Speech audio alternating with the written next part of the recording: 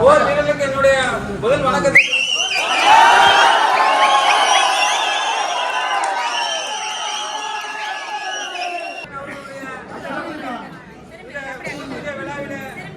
நானும் ஒரு தமிழ் புலிகளாக இந்த இடத்துல அஞ்சலி செலுத்த வந்திருக்கிறேன்.